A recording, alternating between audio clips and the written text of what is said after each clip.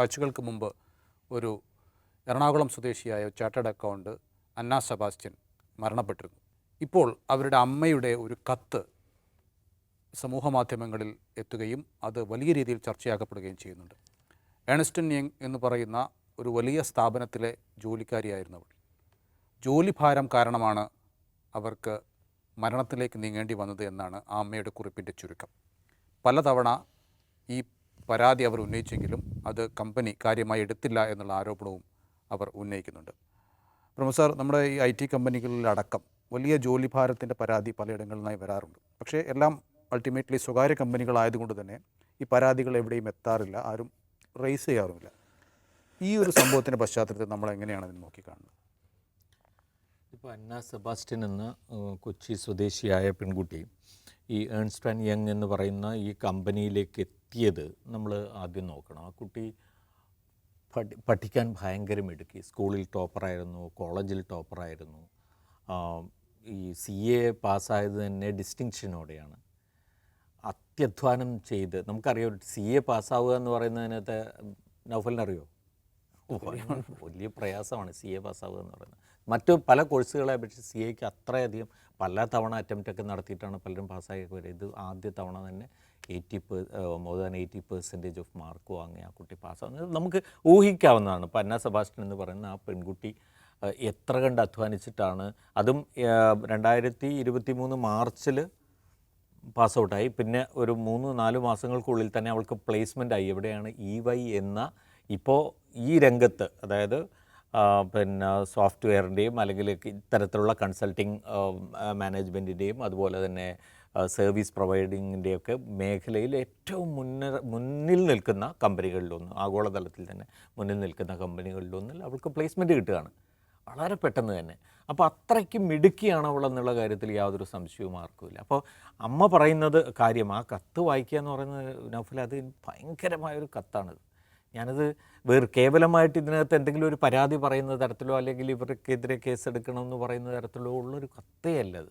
അതൊരു അസാധ്യമായ കത്താണ്. കാരണം വെച്ചാൽ നമ്മൾ തന്നെ ചുരുങ്ങിപ്പോകും അത് വായിച്ചു കഴിഞ്ഞാൽ. എന്താണ് ഇപ്പോൾ ഈ കമ്പനികളെന്നൊക്കെ പറയുന്ന ഈ കമ്പനികളുടെയൊക്കെ ഒരു ആസ്തിയും അവരുടെ വലിപ്പവും അവരുടെ അതൊക്കെ നമ്മൾ ഒരു വശത്ത് നമ്മൾ കാണുന്നുണ്ട്. മോഹിപ്പിക്കുന്ന തരത്തിലുള്ള ഒരു ആകർഷണം അവർക്ക് ഉണ്ട്. പക്ഷേ അതിന് ഇങ്ങേയറ്റത്ത് നിൽക്കുന്ന അവിടെ വലിയ കമ്പനിയിലേക്ക് എൻ്റർ ചെയ്യുന്ന ഒരു കുട്ടിയെ സംബന്ധിച്ചിടത്തോളം, ഒരു വളരെ യങ്ങായിട്ടുള്ള 26 വയസ്സിൽ അവിടെ പിന്നെ കടന്നു ചെല്ലുന്ന ഒരു പെൺകുട്ടിയെ സംബന്ധിച്ചിടത്തോളം അരക്ഷിതാവസ്ഥയിലേക്കാണ് പോകുന്നത് എന്ന് വരികിൽ എന്താണ് അതിൻ്റെ അവസ്ഥ എന്ന്? അവിടെ ചെന്നത് മുതൽ അവിടെ ജോയിൻ ചെയ്ത് പുനെയിലെ അവരുടെ EYയുടെ ഓഫീസിൽ ജോയിൻ ചെയ്തതിനും CA പിന്നെ ചാർട്ടേഡ് അക്കൗണ്ടൻ്റായി ജോലി ആരംഭിച്ചത് മുതൽ അവൾക്ക് നിരന്തരം ജോലി ചെയ്ത് നടുവൊടിക്കുന്ന ജോലി, അത് ബാക്ക് ബ്രേക്കിംഗ് ജോബ് എന്നാണ് അമ്മ പറയുന്നത്. അപ്പോൾ അത്രയധികം ജോലി ചെയ്യുകയായിരുന്നു. രാത്രിയെന്നോ പകലെന്നോ ഇല്ല, ഉറങ്ങാൻ സമയം കിട്ടില്ല. ഓഫീസിൽ നിന്ന് വന്നു കഴിഞ്ഞാൽ എക്സോസ്റ്റഡ് ആയിട്ട് ഉടുത്ത അതേ ഡ്രസ്സിൽ അങ്ങനെ ഉറങ്ങിപ്പോവുകയാണ്. സീനിയേഴ്സിന് ക്രിക്കറ്റ് കാണാൻ വേണ്ടിയിട്ട് ആ ജോലി മാനേജർക്ക്, ഇവർക്ക് ഓരോരുത്തർക്കും ഓരോ മാനേജർ അസൈൻ ചെയ്യുന്നത് ഈ അവരുടെ ക്രിക്കറ്റ് കളി കഴിഞ്ഞിട്ട് അവർക്ക് കിട്ടുന്ന സമയം വെച്ചിട്ടാണ്. അങ്ങനെയാണ് ഇവരെ അസൈൻ ചെയ്യുന്നത്. അപ്പോൾ ഇവിടെ എടുത്തിരുന്നൊരു സംഗതിയുണ്ട്. ഈ കുട്ടി എങ്ങനെയാണെന്ന് വെച്ചാൽ ഇതുവരെ അത്യധ്വാനം ചെയ്യായിരുന്നല്ലോ, അത് വിട്ടുകൊടുക്കില്ല. അമ്മ അതാ പറയുന്നത്, ഒരിക്കലും വിട്ടുകൊടുക്കില്ല. മാനേജർമാർ ഒരുപക്ഷെ അവൾ ഇപ്പോൾ പോലും ജീവിച്ചിരുന്നെങ്കിൽ പോലും അവൾ കുറ്റം പറയുമായിരുന്നില്ല, ഞാനത് ഏറ്റെടുക്കും എന്നൊരു ചലഞ്ചിങ് ആവാൻ കഴിയുന്ന ഒരു കുട്ടിയാണ്. അപ്പോൾ അതിനുവേണ്ടി ശ്രമിക്കും തോറും അവളെ കൂടുതൽ പണിയെടുപ്പിക്കുകയായിരുന്നു. അത് വീക്കെൻഡ്സ് ഇല്ല. ഈ അച്ഛനും അമ്മയും അവളുടെ പിന്നെ ഈ ഗ്രാജുവേഷൻ CA ഇതിനു വേണ്ടി പോയ സമയത്ത് അവിടെ പുനെയിൽ തന്നെയായിരുന്നു. അവിടെ പോയ സമയത്ത് അവൾക്ക് 2 ദിവസം ഇവരവിടെ താമസിച്ചു. അപ്പോൾ അവൾക്ക് കിട്ടിയ ശമ്പളത്തിൽ നിന്നാണ് അവൾ ഫ്ലൈറ്റ് ടിക്കറ്റും ഒക്കെ എടുത്ത് അച്ഛനും അമ്മേനെയും കൊണ്ടുവരുന്നത്. ഫ്ലൈറ്റ് ടിക്കറ്റും ബാക്കി സൗകര്യങ്ങളൊക്കെ, അതൊക്കെ അവളുടെ ഒരു നിശ്ചയദാർഢ്യത്തിൻ്റെ ഭാഗമായിരുന്നു. ഞാൻ അങ്ങനെ ചെയ്യുള്ളൂ. അങ്ങനെ അച്ഛനും അമ്മയും ഒക്കെ അവിടെ എത്തിച്ചിട്ട് അവർ 2 ദിവസമാണ് അവിടെ ഉണ്ടായിരുന്നത്. ആ 2 ദിവസത്തിൽ ഒന്നിച്ചിരിക്കാനോ കുറച്ച് നേരം സംസാരിക്കാനോ പോലും അവർക്ക് കഴിഞ്ഞില്ല എന്നാണ്. അത്രയധികം വെഹിമെൻ്റ്ലി ഇവർ എൻഗേജ്ഡ് ആയിരുന്നു എന്നാണ്. അപ്പോൾ അങ്ങനെയാണെങ്കിൽ ഞാൻ ആലോചിക്കുന്നത് എന്താ വെച്ചാൽ, ആ കുട്ടി ഇപ്പോൾ മരിച്ചത് എങ്ങനെയാണ്, മരണകാരണം എന്താ? ആ കുട്ടി അറ്റാക്ക് വന്ന് മരിച്ചു എന്നാണ് ഇപ്പോൾ പറയുന്നത്. അത്രയധികം സൈക്കോളജിക്കലായിട്ടുള്ള ഒരു സമ്മർദ്ദവും അതുപോലെ തന്നെ ശാരീരികവും ഒക്കെ ആയിട്ടുള്ള സമ്മർദ്ദം നേരിടുന്ന ഒരു പെൺകുട്ടി അവൾക്ക് വേറെ തരത്തിലുള്ള ഹിസ്റ്ററി ഒന്നുമില്ല. അതിനിടയിലൊക്കെ ഈ സമയത്തൊക്കെ അവൾ ഇടയ്ക്കൊന്ന് ഡോക്ടറെ കാണുകയൊക്കെ ചെയ്തിരുന്നു. നമുക്ക് ഈ സ്ട്രെസ്സ് കൂടിയിട്ടൊക്കെ അച്ഛനും അമ്മയും അതുമാത്രമാണ് അവളുടെ ഒരു ട്രീറ്റ്മെൻറ്റ് ലെവലായിട്ട് പറയുന്നത്. അങ്ങനെയുള്ളൊരു കുട്ടി മരിച്ചു പോവുകയാണ്. അപ്പോൾ ഈ മരണത്തിന് കാരണം ഇപ്പോൾ എക്സാക്ട്ലി മെഡിക്കൽ റീസൺസ് അല്ലല്ലോ നമ്മൾ നോക്കേണ്ടത്. അങ്ങനെ ഒരു സാഹചര്യത്തിലേക്ക് അവരെത്തിച്ചു. അപ്പോൾ അമ്മ പറയുന്ന ഒരു സംഗതിയുണ്ട്. അമ്മ പറയുന്നത് നിങ്ങൾ തന്നെ മിസ്റ്റർ രാജീവ് മേമണി അങ്ങനെ പേരുണ്ട്, മിസ്റ്റർ രാജീവ്, നിങ്ങൾ തന്നെ ഒപ്പിട്ട നിങ്ങളുടെ ഹ്യൂമൻ റൈറ്റ്സ് സ്റ്റേറ്റ്മെൻ്റ് ഉണ്ട്. അത് വായിച്ചു ഞാൻ ഇതിന് ശേഷം. വായിച്ചപ്പോൾ എനിക്ക് തന്നെ ലജ്ജ തോന്നി. ഞാൻ ആ സ്റ്റേറ്റ്മെൻ്റ് എടുത്തൊന്ന് വായിച്ചു നൗഫൽ. അതിനകത്ത് അവർ കൊടുക്കുന്ന ഒരു അവരുടെ തൊഴിലാളി, അവരുടെ ജീവനക്കാർക്ക് കൊടുക്കുന്ന ഒരു സംഗതിയുണ്ട്. We are committed to holding the human rights of EY peoples. Specifically, we strive to respect the following human rights in accordance with the EY Global Inclusion and Non-Discrimination Policy that we have identified to be most salient to EY people in our work environment. അതിൽ ഒന്നാമത്തെ എന്താണെന്നറിയോ? Health and safety. The right of all people to enjoy a physically and psychologically safe work environment. ഇതാണ് എഴുതി വെച്ചിരിക്കുന്നത്. ഈ സാധനം എഴുതി വെച്ചിരിക്കുന്നത് ഒരമ്മ വായിച്ചു കഴിഞ്ഞാൽ ഉണ്ടാകുന്ന മരിച്ചുപോയ മകൾ ഇത്തരം അവസ്ഥയിലേക്ക് മരിച്ചു പോയതിന് ശേഷം ഒരമ്മ വായിച്ചു കഴിഞ്ഞാൽ ഇപ്പോഴും അവരെന്താ ചെയ്യുന്നത്? അവർ പറയുന്നത് ഇനി ഇതൊരു ഒരു കുട്ടിക്ക് ഉണ്ടാവാൻ പാടില്ല. ഇങ്ങനെ ആഗ്രഹങ്ങളോടൊരു കമ്പനിയിലേക്ക് എത്തുന്ന ഒരു കുട്ടിക്ക് ഉണ്ടാവാൻ പാടില്ല ഇത്ര അനുഭവം. അതാണ് അവരുടെ ആവശ്യം തന്നെ. അതുകൊണ്ടാണ് ഞാനിത് ഉയർത്തുന്നത്.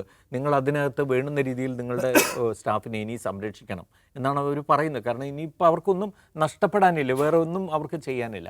അപ്പോൾ ഞാൻ പറയുന്നത് നമ്മുടെ ഈ മൾട്ടിനാഷണൽ കമ്പനികളും അതുപോലെ തന്നെ ഈ സോഫ്റ്റ്വെയർ മേഖലയിലും ഒക്കെയുള്ള ഇത്തരം സർവീസ് പ്രൊവൈഡേഴ്സായിട്ടുള്ള കമ്പനികളും ഒക്കെ എങ്ങനെയാണ് ഇതൊരു വലിയൊരു സംഗതിയാണോ? ഇതിനുള്ളിൽ ഒരു വലിയ നിഗൂഢതയാണെന്നേ എനിക്ക് നേരിട്ടുള്ള അനുഭവം ഉണ്ട് കേട്ടോ. എൻ്റെ ഒരു സുഹൃത്തിൻ്റെ അനുഭവം വെച്ച് പറയുകയാണെങ്കിൽ പിന്നെ മകനെ അവിടെ ഇതിന് വേണ്ടിയിട്ട് ഒരു ജോലി കിട്ടാൻ വേണ്ടിയിട്ട് നടത്തിയ ശ്രമങ്ങൾക്കിടെ വളരെ നീതിരഹിതമായ ഒരു കമ്പനി ഒഴിവാക്കിയതിൻ്റെ ഒരു സംഗതി പറയേണ്ട.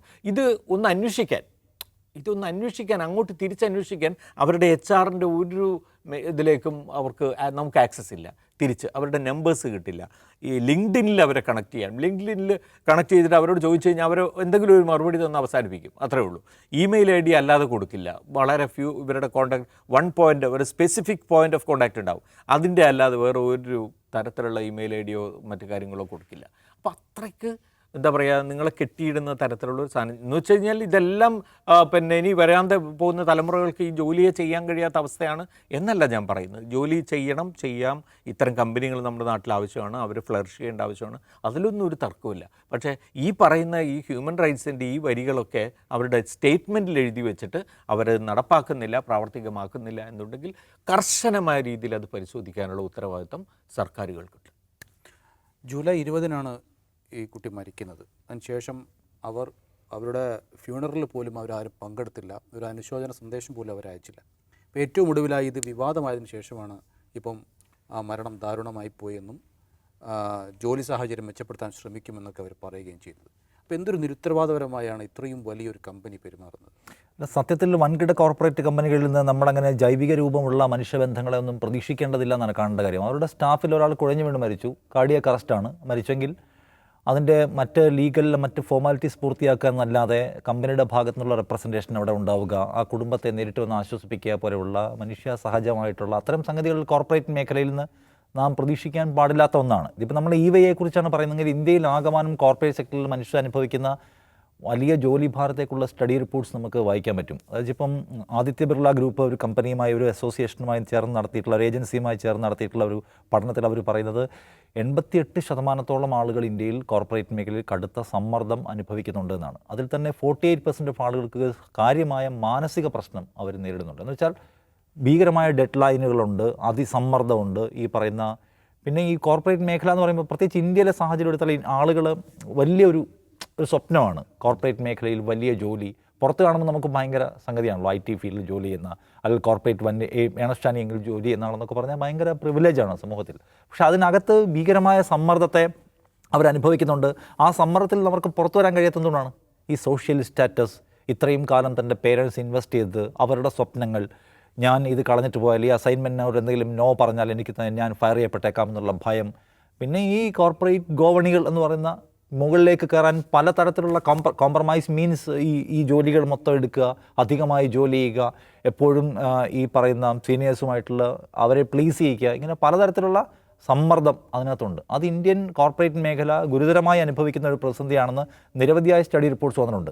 എന്നാൽ അത് ഇന്ത്യയിലെ മാത്രം പ്രശ്നമാണെന്ന് ചോദിച്ചാലല്ല, ലോകത്താകമാനം. ഇപ്പോൾ അമേരിക്കയിലെ ഒരു പഠന റിപ്പോർട്ട് പറയുന്നത് $300 ബില്യൺ നഷ്ടം പ്രതിവർഷം ആളുകൾക്കുണ്ടാകുന്ന ആരോഗ്യ നഷ്ടം മൂലം ടോട്ടൽ എക്കണോമിക്ക് ഉണ്ടാകുന്നുണ്ടെന്നാണ്. അത്രയും പ്രഷർ ആളുകൾക്ക് കൊടുത്തുകൊണ്ടേയിരിക്കുകയാണ് അവരുടെ ടാർഗറ്റ് അച്ചീവ് ചെയ്യാൻ. കമ്പനികളെ സംബന്ധിച്ച് അവർക്ക് റിസൾട്ട് മാത്രമാണ് വേണ്ടത്. മനുഷ്യർ ശരിയാണ്, അവരുടെ HR പോളിസിയിൽ അവർ വളരെ വലിയ വാചകങ്ങൾ എഴുതി വയ്ക്കും. അമ്മയ്ക്ക് കൊടുത്തിട്ടുള്ള മറുപടിയിലും ഞങ്ങൾ തുടർന്നങ്ങോട്ട് ഞങ്ങളുടെ തൊഴിലാളികളെ സ്നേഹിക്കാനും പരിപാലിക്കാനും പ്രതിജ്ഞാബദ്ധമാണെന്നുള്ള വാചകങ്ങൾ എഴുതി വെക്കും. പക്ഷേ ആഫ്റ്റർ ഓൾ ഇതൊന്നും അവർക്ക് കീപ്പ് ചെയ്യാൻ പറ്റില്ല, അതൊന്നും അവരുടെ വിഷയവുമല്ല. അവരെ സംബന്ധിച്ച് ഈ ആഗ്രഹവുമായി ഈ ജോലി അന്വേഷിച്ച് വരുന്ന 10,000-കണക്കിന് ആളുകൾ അവരുടെ ക്യൂവിലുണ്ട്. അപ്പോൾ അതുകൊണ്ട് ആളുകളുടെ ഒരു വെൽനസ് അവരുടെ ഒരു വിഷയമായിട്ട് വരുന്നില്ല. ലാഭം മാത്രമാണ് കോർപ്പറേറ്റ് മേഖലയുടെ എപ്പോഴത്തെയും വലിയ കുതി. അപ്പോൾ അതിനകത്തൊരു റെസ്പോൺസിബിലിറ്റി എടുക്കേണ്ടത് ആരാണ്? നമ്മുടെ സ്റ്റേറ്റാണ്, ഭരണകൂടമാണ്. ഭരണകൂടത്തിനാണ് മനുഷ്യൻ്റെ കാര്യത്തിൽ ഉത്തരവാദിത്വം. നമ്മളോട് ഉത്തരവാദിത്വം ഭരണകൂടത്തിനാണ്, കമ്പനികൾക്കില്ലല്ലോ. അപ്പോൾ അതുകൊണ്ട് ആളുകളുടെ ജോലി ഭാരം കുറയ്ക്കാനും ആരോഗ്യകരമായ തൊഴിൽ സാഹചര്യം നിലനിർത്താനും ഈ ഒരു തലമുറയും കൂടി ഇല്ലാണ്ടായി കളയാണല്ലോ, ആ തലമുറയെ ഹെൽത്തിയാക്കി നിലനിർത്താനുള്ള ബാധ്യത ഭരണകൂടത്തിനുണ്ട്. അപ്പോൾ അതിനൊപ്പിച്ചുള്ള പുതിയ തൊഴിൽ സാഹചര്യം സൃഷ്ടിക്കാൻ നിയമപരമായും രാഷ്ട്രീയ ഇച്ഛാശക്തിയോടൊക്കെ ഭരണകൂടം തയ്യാറാവുക എന്നാണ്. കോർപ്പറേറ്റുകളെ ഡിസ്റ്റർബ് ചെയ്യുന്ന അത്തരം പോളിസികളുമായി വളരെ കർശനമായ നടപടികളുമായി ഭരണകൂടം വരുമെന്നുള്ള നിരാശാജനകമായ ചോദ്യം നമ്മുടെ മുമ്പിലുണ്ട്. പക്ഷേ ഞാൻ പറയുന്നതിനകത്ത് പുതിയ കാലത്ത് കമ്പനികളും മനസ്സിലാക്കേണ്ട കാര്യമുണ്ട്. ആരോഗ്യമുള്ള തലമുറ, ഹാപ്പിയായ തലമുറയ്ക്ക് മാത്രമേ നല്ല റിസൾട്ട് ഉണ്ടാക്കാൻ പറ്റുള്ളൂ. അത് മനസ്സിലാക്കുന്ന കമ്പനികൾ ലോകത്തുണ്ട്. തൊഴിലാളിയുടെ സമാധാനവും സന്തോഷവും വളരെ പ്രധാനമാണെന്നും അതിനുവേണ്ടി കൂടുതൽ നവീനമായ പദ്ധതികൾ ആവിഷ്കരിക്കുകയും അവരെ ആ നിലയ്ക്ക് കയറുകയും ചെയ്യുന്ന ഒരുപാട് കമ്പനികളുണ്ട്. കാരണം ആത്യന്തികമായി റിസൾട്ട് എന്ന് പറഞ്ഞാൽ തൊഴിലാളിയുടെ സന്തോഷവും സമാധാനമാണ്. അപ്പോൾ അത് ചെയ്യുന്നവരുണ്ട്.